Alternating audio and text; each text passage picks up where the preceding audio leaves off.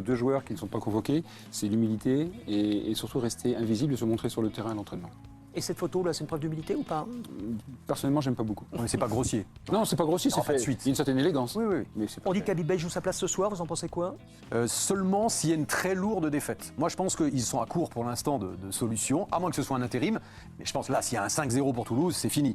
Mais même s'il perd ou seulement match nul, je pense qu'il peut être en place. Il faut attendre peut-être la trêve internationale. Il y a quand même un match dans 3 jours. Hein. Et contre Strasbourg. Oui. Strasbourg, PFC Monaco, le calendrier du Stade Rennais. Vous vouliez dire quoi? Non, ce club qui nous est cher, Eric.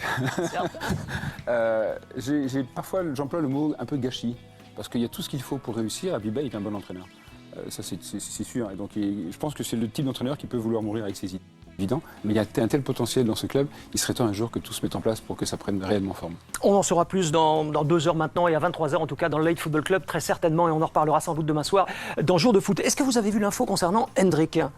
Info, alors vraiment surprenante, puisque Fabrizio Romano, généralement c'est du solide, info confirmée par l'équipe, c'est du solide également, disent que le jeune international brésilien aurait choisi Lyon, privilégierait Lyon en tout cas, lors du mercato d'hiver. Ça paraît fou, non, comme info?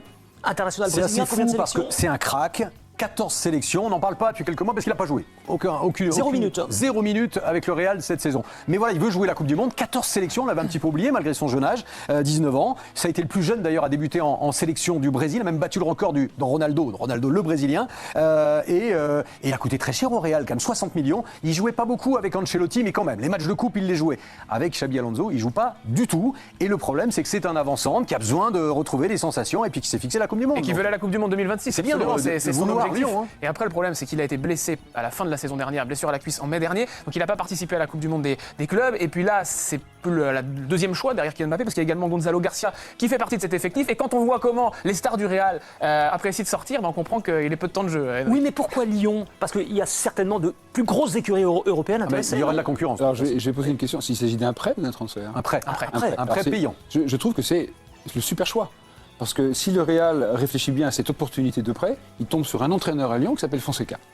Et Fonseca, c'est un super entraîneur qui va sans doute donner. Bon, c'est pas difficile de lui donner. Alors qui va beaucoup sans plus de doute, temps de jeu. encore une fois, pour l'instant, on Oui, prend qui tout ça, pourrait, on met qui tout ça pourrait, entre guillemets. en tout cas, lui donner du temps de jeu. C'est un réel talent, ce joueur. Il a que 19 ans. Comme vous l'avez dit, il sort d'une blessure longue, etc. Et rien de mieux que d'être sous la férule de Fonseca pour pouvoir continuer à progresser et retrouver de la minute. Parce qu'à cet âge-là, il n'y a qu'une chose qui compte, c'est jouer. Autre élément à prendre en compte, c'est qu'il n'y a pas de véritable avancement dans l'effectif lyonnais, si ce n'est Satriano qui est arrivé Voilà. à la fin du mercato. Donc ça, forcément, ça compte pour s'assurer un certain temps de jeu du côté du Mais plan. Satriano, qui était voué être une doublure initialement quand il est arrivé, et puis bon, il met un but tous les 2 ans, Satriano, donc là, Hendrix, ça leur fera évidemment énormément de bien. Ce sera un gros coup. Hein. Le salaire, on n'en parle pas aujourd'hui, c'est peut-être le Real qui... Bah, il gagne 350 000 par euros, mois, ouais, quand même. et c'est un prépayant, on parle de 5 millions juste pour 6 mois. Hein. Ça coûterait 5 millions pour 6 mois. Après, on n'imagine pas l'OL en capacité de prendre l'intégralité du salaire du joueur, ça c'est sûr, faudra s'arranger et c'est seulement le début des discussions. Dans les Info à prêts, suivre, en dans tout les, cas. dans les prêts de ce type de club à ce type de club, vous avez, pour l'avoir bien connu, vous avez environ entre 50 et 90% du salaire qui est pris en charge par le prêteur. On suivra ça de très près. On parle du Real. Vinicius vient de présenter ses excuses après sa colère. Vous en souvenez à la fin du Classico. On vous rappelle l'histoire. On a même l'image ici. Xabi Alonso l'avait rappelé sur le banc à 20 minutes de la fin alors que le Real menait 2-1. Et Vinicius en colère avait semble-t-il lancé « Je quitte cette équipe, je me barre, c'est mieux que je m'en aille ». Il s'excuse aujourd'hui à travers son compte X. Le compte X, regardez ce qu'il a écrit. Ça va arriver. Aujourd'hui, je souhaite présenter mes excuses à mes coéquipiers, au club et au président. Parfois, la passion me submerge car je veux toujours gagner et aider mon équipe. Excuses sincères ou pas? Parce qu'on sait qu'il bouillonne Il n'y intérieurement. a pas le coach déjà dans ses excuses, donc ça veut dire énormément.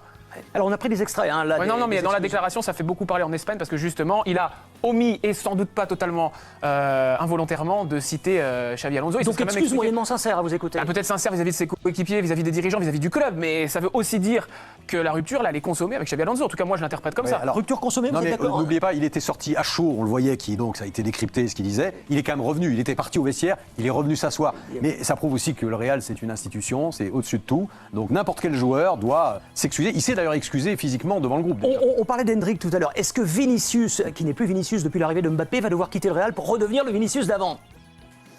C'est pas possible. Non, parce que Kylian Mbappé prend beaucoup de place quand même. Et pourtant, là, il peut y avoir une très belle complémentarité entre ces deux joueurs. Vous avez vu la vitesse que ça dégage, cette équipe. Maintenant, est-ce que Vinicius est capable d'accepter un petit peu d'ombre pour mieux rejaillir? Eric, Mbappé sort jamais. Il fait les matchs jusqu'au bout. C'est Là, pour ça qu'il est en colère. Voilà. Et bien, il est sorti à la 70e, moi je l'ai vu le Classico. Franchement, c'était le meilleur du match, Vinicius. Et de sortir à la 70e, il a dû dire, mais c'est pas possible. Et il y avait 2-1.